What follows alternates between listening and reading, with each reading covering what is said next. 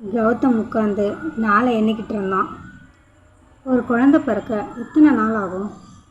10 மாதம், 300 நாள். அப்போ காயத்ரிக்கு இது 3வது மாதமாக இருக்குமா? அப்போ 90 நாள் போயிடுச்சு. இன்னும் 210 நாள். ஆத்தாடி, 210 நாள் அவளை பார்க்காம எப்படி இருக்கிறது? மொபைலில் இருந்த அவளோட ஃபோட்டோவை பார்த்து, ஏன்டி இப்படி பண்ண? அவள் என்ன பண்ணுவா? நான் தான் குழந்தைய அழிச்சிடுவேன்னு சொல்லியிருக்கேனே. சும்மாவே நான் கிட்ட போனால் நடுங்குவா. இதில் இப்படி வேற சொல்லி வச்சுருக்கேன். என்ன பண்ணுவா? ஏய் கௌதம், உனக்கு வாயில் வாஸ்து சரியில்லடா. கல்யாணமே பண்ண போகிறது இல்லை அப்படிங்கிற தைரியத்தில் கொஞ்சம் நஞ்சமான ஆட்டமாக ஆடினேன்.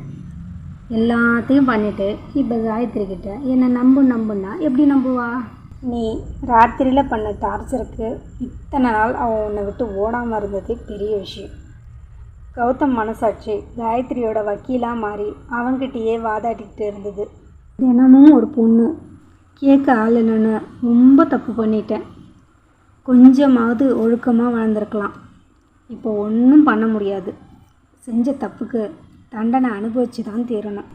ஆணோ பொண்ணோ, வாழ்க்கையில் ஒழுக்கம் ரொம்ப முக்கியம். அது இல்லைன்னா தப்பு பண்ணும்போது சந்தோஷமாக இருக்குது, ஆனால் அதுக்கான தண்டனை கிடைக்கும்போது ரொம்பவே வலிக்குது. காயத்ரி ஃபோட்டோவை பார்த்து, காயத்ரி, உனக்கு தெரியாமல் உன்னை ஒரே ஒரு தடவை நேரில் பார்த்துட்டு வந்துடுறேன். நீ நல்லா இருக்கன்னு தெரிஞ்சால் போதும். ஆனால் அவளை நேரில் பார்த்துட்டு என்னால் என்னை கண்ட்ரோல் பண்ணிக்க முடியாது. நான் இப்போ என்ன பண்ணுவேன்? கடவுளே, என்னால் முடியல. சிரிப்பில்லாத அவளோட அந்த முகமும் சோகமே உருவான அந்த கண்ணும் கௌதமுக்கு ஆயிரம் கதை சொல்லிச்சு. உன்னோட வலியும் வேதனையும் எனக்கு புரியுதுடி. செஞ்ச தப்பை மாற்ற முடியாது. ஆனால் உன் மேலே ப்ராமிஸ், நீ வந்த பிறகு நான் எந்த தப்பும் செய்யலை, இனிமேல் செய்யவும் மாட்டேன். இதையெல்லாம் காயத்ரியை நேரில் பார்த்து சொல்கிற தைரியம் கௌதமுக்கு இப்போதைக்கு இல்லை. தன் மனசை கட்டுப்படுத்திக்கிட்டு கௌதம் ஆஃபீஸ்க்கு கிளம்புனான். காயத்ரி அவனை விட்டு போய் இன்னையோட 2 நாள் ஆச்சு. இங்கே காயத்ரியும் ஒரு மாதிரி வாழ பழகிட்டா. தியா கிட்ட காயத்ரி சில விஷயங்களை மனசு விட்டு பேசினா. தியா, எனக்கு ஏதாவது வேலை வாங்கி தரியா? என்னோட சர்டிஃபிகேட்ஸ் எல்லாம் ஊரில் இருக்குது. என்ன பண்ணுறதுன்னு எனக்கே தெரியல. ஏன் காயத்ரி, ஏன் திடீர்னு இப்படி சொல்கிற? இல்லை தியா, நான் எல்லாத்தையும் யோசித்து தான் சொல்கிறேன். எனக்கு சில விஷயங்களை நீ வெளிப்படையாக சொல்லு காயத்ரி. இனிமே உன்னால் அவர் கூட வாழ முடியாதா? அப்படி வாழவே முடியாத அளவுக்கு அவர் உன்னை டார்ச்சர் பண்ணுறாரா? உனக்கு அவரை சுத்தமாக பிடிக்கலையா? இந்த 4 மாதத்தில் ஒரு நாள் கூடவா அவர் உனக்கு பிடிச்ச மாதிரி இல்லை? எதுவாக இருந்தாலும் உண்மையை சொல்லு. ஊர் உலகத்துக்காக எதையும் பண்ணாத. சொல்லு காயத்ரி, உனக்கு அவரை பிடிக்கலையா? அவர் கூட வாழவே முடியாதுங்கிற அளவுக்கு உன்னை டார்ச்சர் பண்ணுறாரா? சொல்லு. இல்லை தியா, இல்லை. எனக்கு அவரை பிடிக்கும். எனக்கு அவரை மட்டும்தான் பிடிக்கும். அவர் மேலே நான் என் உயிரையே வச்சுருக்கேன். ஆனால் அவர் வேறு பொண்ணுங்களை தேடி போகிறத என்னால் தாங்க முடியல. ஒழுக்கம் இல்லாத ஒரு ஆள் கூட எப்படி வாழறது? இதை பார் காயத்ரி, என்ன நான் இப்படி சொல்கிறேன்னு நினைக்காத. ஹஸ்பண்ட் கூட வாழறது ரொம்ப கஷ்டம். ஹஸ்பண்ட் இல்லாமல் வாழறது அதை விட கஷ்டம். நம்ம ஊரில் நிறைய லேடிஸ் இப்படி தான் கஷ்டப்படுறாங்க. சரி பண்ணவே முடியாதுன்னா தாராளமாக பிரிஞ்சு வளர்ந்துடலாம். வாய்ப்பு இருக்கும்போது எதுக்கு அதை விடணும்? குழந்தையோட இந்த சொசைட்டியில் தனியாக ஃபேஸ் பண்ணுறது ரொம்ப கஷ்டம்மா. நீ கொஞ்சம் அமைதியாக இரு, பார்க்கலாம் என்ன தான் நடக்குதுன்னு. கௌதம் என்ன தான் பண்ணுறாருன்னு பார்ப்போமே. சரி, இதை பற்றி அப்புறம் பேசலாம். ஆக்சுவலி அன்றைக்கி என்ன தான் நடந்துச்சு அதை முதல்ல சொல்லு. அன்றைக்கி நான் குளிச்சுட்டு வரும்போது ஒரு ஃபோன் கால் வந்துச்சு.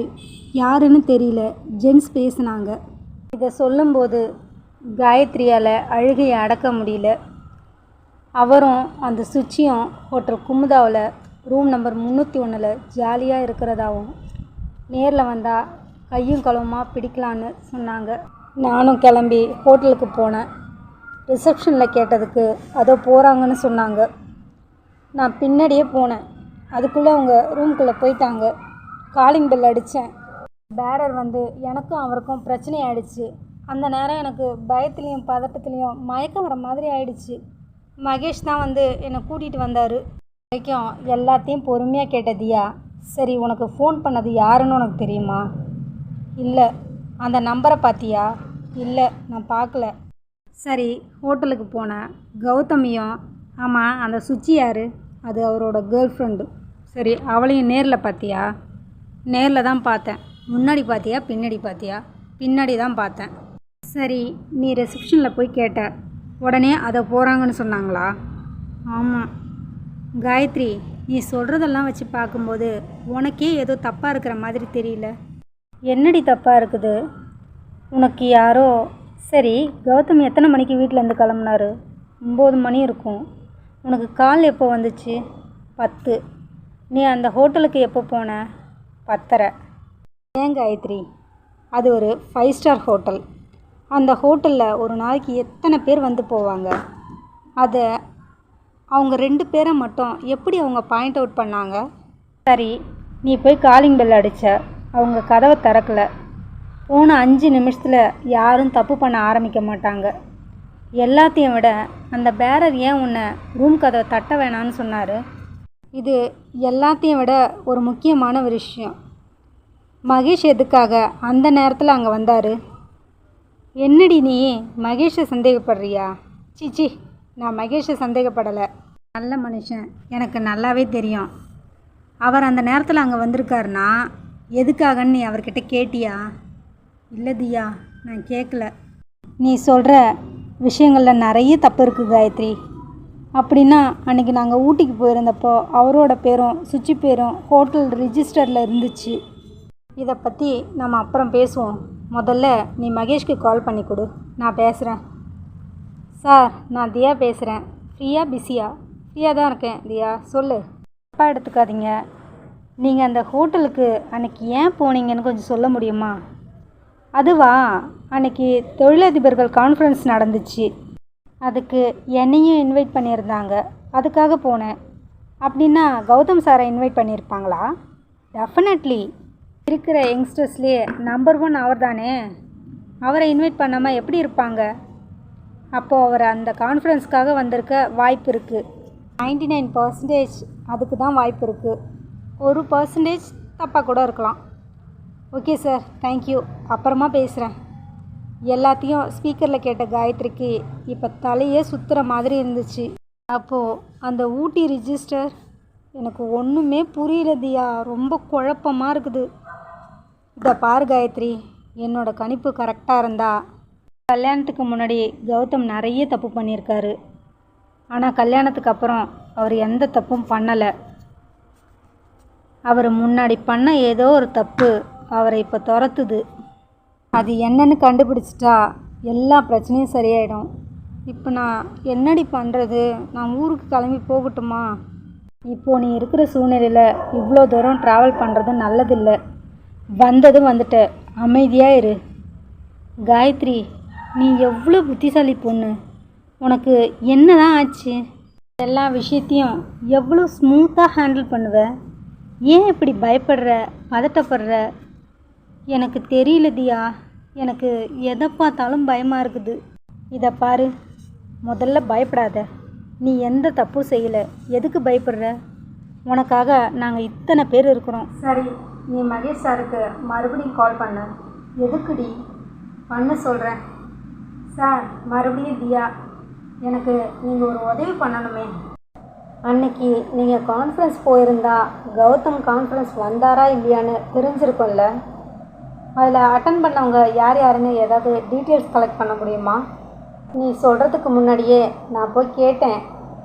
அது கான்ஃபிடென்ஷியல், கொடுக்க முடியாதுன்னு சொல்லிட்டாங்க. அது இல்லைனாலும் பரவாயில்ல, அன்றைக்கி காயத்ரி 301 யாரையோ பார்த்தேன்னு சொன்னால, அந்த சிசிடிவி ஃபுட்டேஜ் கேட்டால் அதையும் தர முடியாதுன்னு சொல்லிட்டாங்க. எல்லா வழியும் அடைச்ச மாதிரி இருக்குது.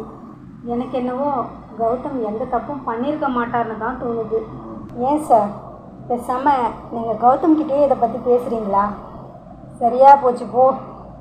கௌதம் இப்போ இருக்கிற மனநிலையில் நான் மட்டும் நேரில் மாட்டினேன், என்னை அவ்வளோதான் கிழிச்சு தொங்க விட்டுருவார். என்ன சார் நீங்கள் ஒரு ஃப்ரெண்டுக்காக இதை கூட செய்ய மாட்டிங்களா? ஏன் தியா, உனக்கு என் மேலே என்ன கோபம்? என்னை அடி வாங்க வைக்கிறதுல இவ்வளோ குறியாக இருக்க? நான் என்ன பண்ணேன்? கௌதம் அவன் ஒய்ஃப் அவனை விட்டு போனதுக்கு நான் தான் காரணம்னு நினச்சிட்ருக்கான். இந்த நேரத்தில் நான் மட்டும் போய் இதை பற்றி பேசினா என்ன நடக்கும்? என்ன பெருசாக நடக்கும்? 2 அடி அடிப்பார், வாங்கிக்கோங்க. சரிதான், எனக்கு ஃபைட்டெல்லாம் தெரியாதும்மா. அவன் இருக்கிறதுக்கு என்னை துவச்சி எடுத்துருவான். ஒரு ஃப்ரெண்டுக்காக இது கூட பண்ண மாட்டிங்களா? அப்படியா?